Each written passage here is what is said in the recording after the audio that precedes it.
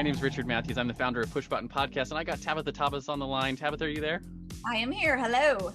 Awesome. Glad to have you here. So you're the host of the Digital Agency Insider Podcast, and I wanted to find out real quick if you could tell our audience what's the purpose and intent of the Digital Agency Insider Podcast. What did you guys have that going for?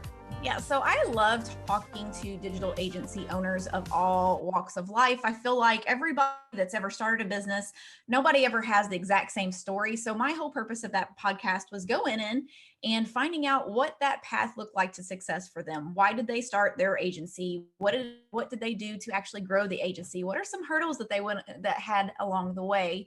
And just telling people stories. That's just one of the things that I love to do. So that's one of the reasons we did the podcast.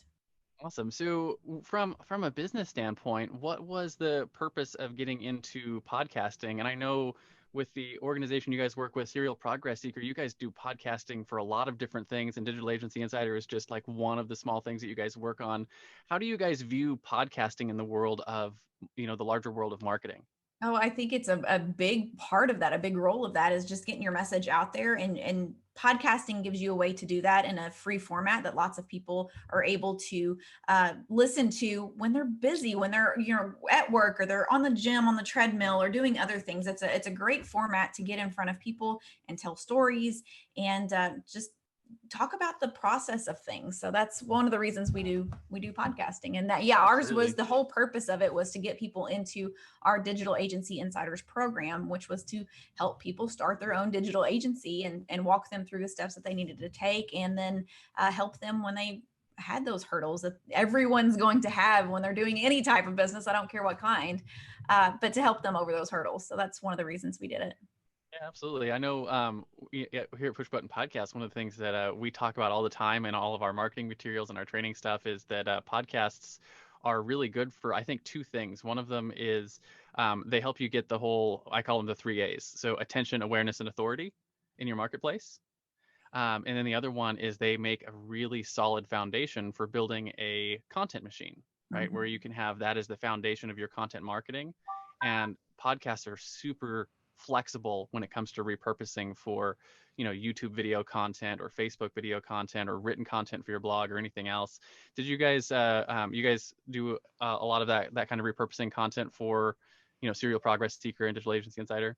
Yes, we have done that in the past until we, come on board with you guys, and you made it a billion times easier for us. So, it's a critical part of what we do. We want to not just get it out in one location, but you want to get it across all avenues, emails, like you said, YouTube and Facebook and Twitter and Instagram and all the places. You want to be able to reach everybody in all the different areas.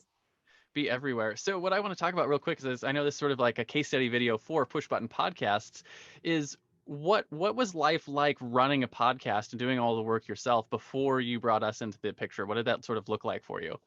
Never ending. Can I just say that? It was never ending. It was really difficult when, so we have a business that we're trying to accomplish certain things, and the podcast is just a way to market that business. It wasn't actually generating any income, but I was spending a lot of time working on the podcast, from recording, editing, getting it into all the softwares, getting all the graphics created, doing all that stuff was taking a lot of time, and a lot of time that I should have been spent, generating business for the business, So it was just, like I said, a lot of time spent doing that stuff when I should have been probably doing some other things, which is, again, why we came to you guys.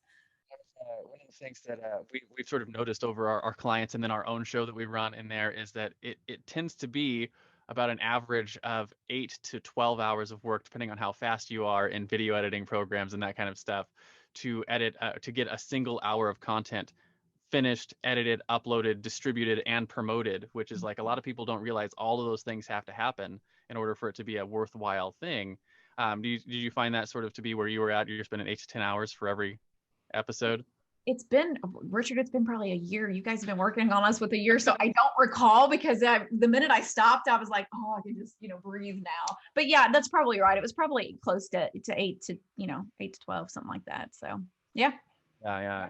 It's, and if you get your systems down really good, maybe you can get it down to 6 hours, but still that's a lot of time that should be going, because you know, like you said, podcasting is a long game type of thing. It's not a revenue producing activity. Like, hey, I record this podcast and then tomorrow I sign clients and we have money in the bank.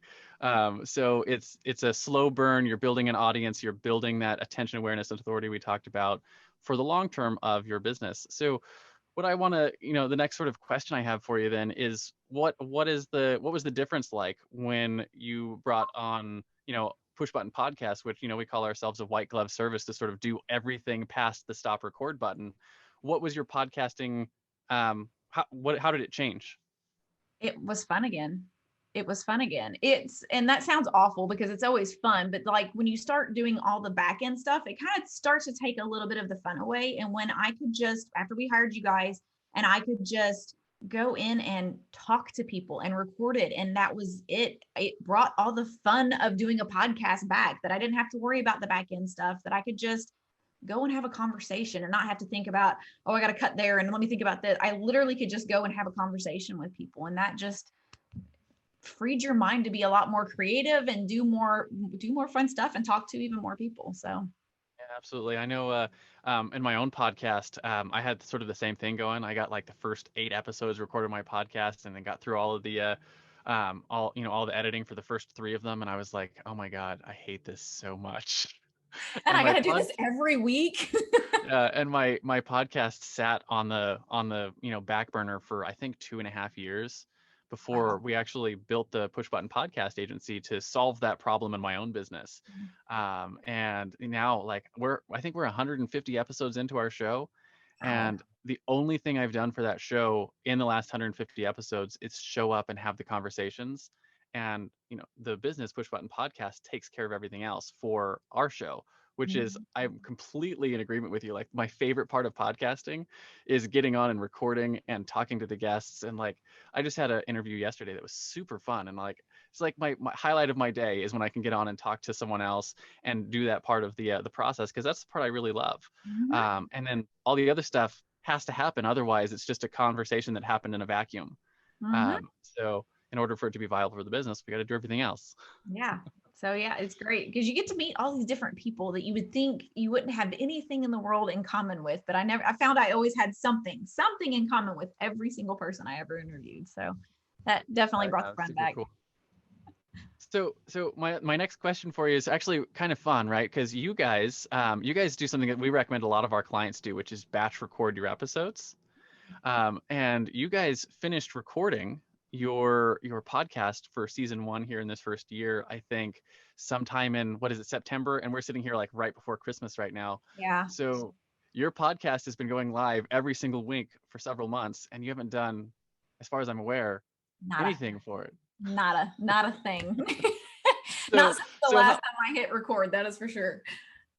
so how it's just how does that how does that work in your business when you have something that you know is just coming out and is going to just happen every week for you when you're marketing stuff? How does that give you guys, I don't know, confidence, free time? What's the benefit there of having Well, that sort of stuff happening?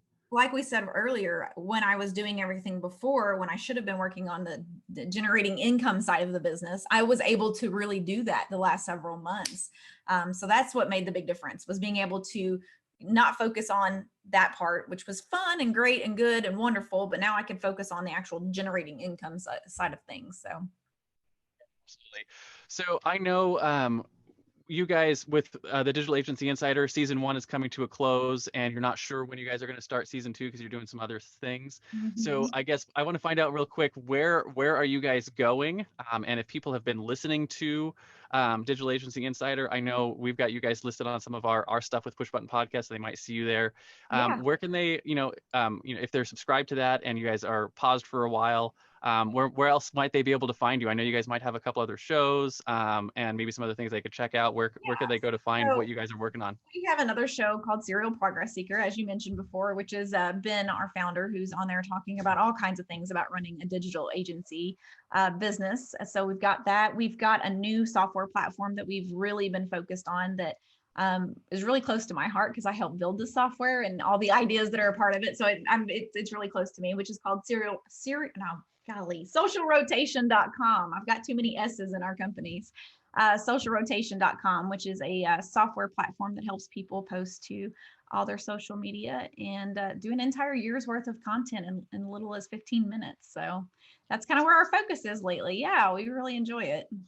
So, with that, with the Digital Agency Insider, do you guys know if you're going to be bringing that back in the future for another season, or you're not sure where that's going? We're not sure What does yet. the future of Digital Agency Insider look like? We're not sure yet. I can see it coming back, mostly because I just really enjoyed it. I enjoyed talking and getting to meet with everybody. So, but it may have some tweaks in the coming future. So right now we're up in the air. We're kind of switching gears and focusing on the software, but I can see how that would fit into the software stuff too. So it may come back. Awesome. So, two final questions for you. One of them is, as someone who is a podcast host, who are the kind of people you would recommend the push button podcast service to, like coming from your side of the equation? I would say anyone who is trying to do a podcast for a business purpose. If you're just doing it for the fun of it, then it's probably not so much for you. But if you're doing it for a business purpose and you've got definite things that you're wanting to do, if you're wanting to definitely get it out on certain networks, and you're looking to free up time, it's for anybody that fits in those categories. It's definitely for them. So. Yeah, I know one of the things that we did a lot of the math on it when we were trying to set up pricing, all that kind of stuff, is to have the skill sets you need in order to do all the things that go into it, to hire it all in house versus hiring us to do it. Like we were trying to make it so it was a better mathematical. Yeah, It works out better for the business than hiring people in house and having to train them and manage all the processes yourself. exactly. And I know we work out to that point. One of the I had someone recently that just came on and they were like, I don't know how the frick you do this stuff for the price you're doing. And I was like, because we got really good systems in place. Systems, yeah. They're like, because if I hired people in house, it would cost a lot of money and time and resources. So yeah, we complete agreement there. My last question for you is, after having worked with Push Button Podcast for a year, do you actually recommend it to other businesses? All day long. I will never do another podcast for as long as I live without you guys. Awesome. Thank you so much for coming on and sharing your story with us, Tabitha. Really appreciate it. And again, I know you were one of our first test clients that we ran through all of our systems, and we beat the hell out of them with you guys. You guys were very forgiving with us, and I appreciate that from the bottom of our hearts. So again, thank you so much for coming on and sharing your story a little bit with us. Really appreciate it. Of course, all day.